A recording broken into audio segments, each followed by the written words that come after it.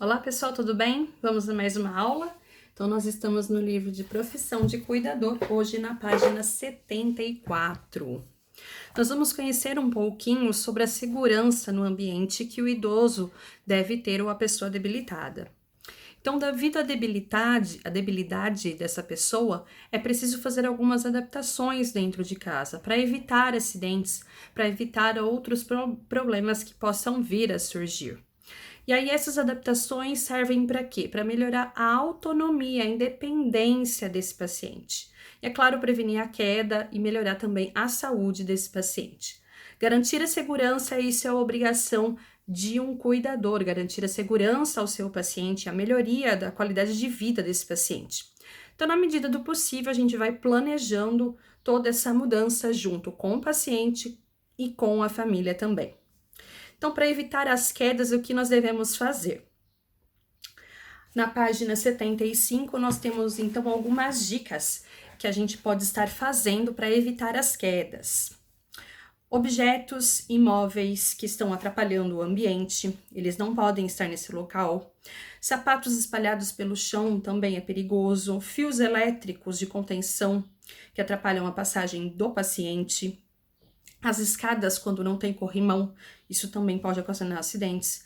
Animal de estimação andando entre as pessoas, às vezes o idoso pode ter alguma dificuldade de cair. Objetos de necessidade do paciente que fica longe, que ele tem que ir lá buscar. O ambiente com pouca iluminação também atrapalha. Os tapetes são muito perigosos. E um piso quebrado, escorregadio ou bem encerado pode causar um acidente também com esse paciente. É claro que o envelhecimento vai favorecer as quedas de um paciente, né? Os músculos vão ficando fracos e o paciente vai ficando mais debilitado, consequentemente, o risco de queda é maior, mas todo acidente pode ser evitado. Então, quais são as adaptações que nós podemos fazer no ambiente? Revestimento no chão, por um piso antiderrapante, melhorar a iluminação. No banheiro, colocar barras de apoio. Mobília da casa também, se os móveis não tiver quina, é melhor, porque se ele não esbarra, não se machuca. Substituir degraus por rampas, isso também colabora bastante. E algumas outras coisas também podem estar ajudando com que o paciente evite a queda, evite alguns problemas, como fazer exercício para se fortalecer o músculo, assim evita a queda. O calçado em bom estado, o ambiente sempre mais aberto. Quando você for cozinhar, acende sempre o botão lá atrás. Feche o registro de gás quando não estiver cozinhando. Fósforo, isqueiro, objeto cortante, mantenha longe. Não deixar eles subirem escadas ou ficar escalando alguma coisa, né, para não cair. Se o chão estiver molhado, preste mais atenção. Baldes e bacias, não deixe no meio do caminho. Guarde os remédios em local correto, para ele não manusear sozinho. Não subir no vaso sanitário, isso é muito importante. Utilizar chinelo de borracha, para ele não escorregar e não cair. Supervisionar o paciente, caso ele for tomar um banho e ele seja independente, supervisione para que ele não caia sozinho. Manter o ambiente sempre limpo, isso vai evitar quedas. Na página 77, nós temos um exercício.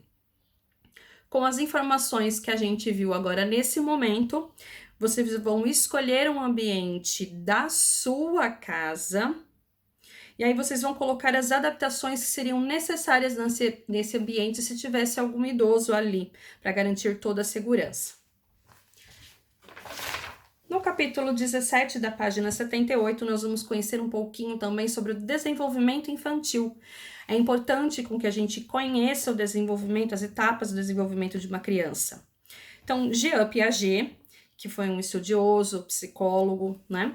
Ele fez esse tipo de estudo e deixou para nós que o desenvolvimento infantil é composto por 4 fases. Quais são elas? Sensório-motora, que é de 0 a 2 anos. Simbólica ou pré-operatória, que é de 2 a 7 anos de idade. Conceitual ou operatória concreta, que é dos 7 aos 11 anos de idade. E operatória formal, que é dos 11 anos até a sua vida adulta. Então, Piaget, ele aprendeu como uma maneira diferente de estar aprendendo um pouquinho dessas crianças, né? Então ele notou que a criança tem uma aprendizagem diferente do que a aprendizagem de um adulto. Ela amadurece por meio dos equilíbrios e dos desequilíbrios que acontecem na vida. Então vamos a eles. Para a gente identificar, então, se uma criança tem algum problema ou não, só um especialista pode estar identificando isso, tá? Então, a fase sensório-motora é a fase da criança desde o nascimento até mais ou menos 2 anos de idade. Quais são as características, então, dessa fase? Desenvolvimento da coordenação motora, ela começa a explorar o mundo, os sentidos, pensamento relacionado a tudo que eu posso tocar, execução das ações não intencionais também. Já na fase simbólica ou a fase pré-operatória, que é dos 2 até os 7 anos de idade, começa a educação pré-escolar, ela começa para a escolinha. Então, dentro disso, a gente tem mais 2 fases, que é a fase egocêntrica, que é dos 2 aos 4 anos, e a fase intuitiva, que é dos 5 aos 7 anos. Quais são as características, então? A criança ela está voltada mais para ela mesma, para os seus pensamentos, para suas atitudes. Ela desenvolve a linguagem como meio dela conseguir se socializar com as outras pessoas. Também ela desenvolve a função simbólica. Ela representa objetos por símbolos.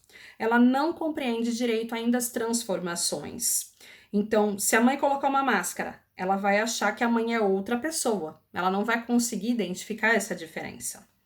Ela desenvolve a noção do espaço e do tempo também. A fase conceitual ou operatória concreta, que vai dos 7 aos 11 anos, ela mostra a criança como um comportamento mais egocêntrico, ela não consegue se colocar no lugar do outro.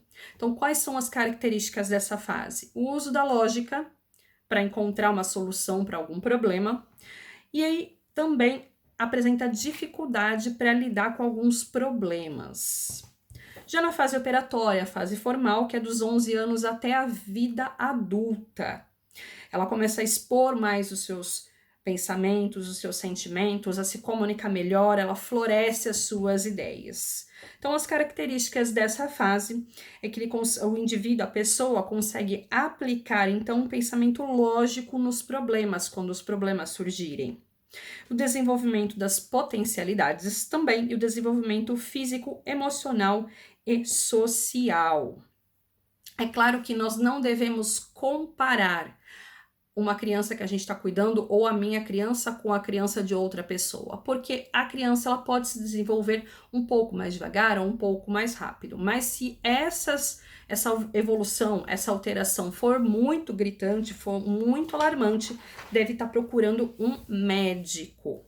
Nós temos então na página 82 o desenvolvimento infantil e os seus estímulos dentro de cada fase. Até os 6 meses, então, ele faz brincadeira com o próprio corpo, com a mão, com o pé. Nos 6 meses até 1 ano, ele começa a sentar, segurar objetos, andar sem apoio. Do 1 aos 2 anos, ela empurra carrinho, carrega os brinquedos de um lado para o outro, chuta bola, enfim, faz exercícios e também começa a aprender a mexer com lápis. Dos 2 até os 3 anos, corre, dança, pula, pedala. Dos 3 aos 4 anos, consegue subir e descer a escada sem necessidade de ajuda, desenha pessoas, muitas vezes incompletas, né, mas começa a desenhar, copia letras. Dos 4 aos 6, começa a se equilibrar com um pé só. Nada, desenha pessoas já dessa vez completas, consegue escrever alguma letra, usa talheres para fazer as refeições. Dos 6 aos 8 anos, ele já tem a sua consciência corporal, tem noção do tempo, tem noção do espaço. E dos 8 até os 10, aí já é recomendado que a criança faça mais atividades físicas para queimar essa energia que a criança tem e também se desenvolver mais rápido. Pode praticar algum esporte, o esporte que a criança mais se identificar.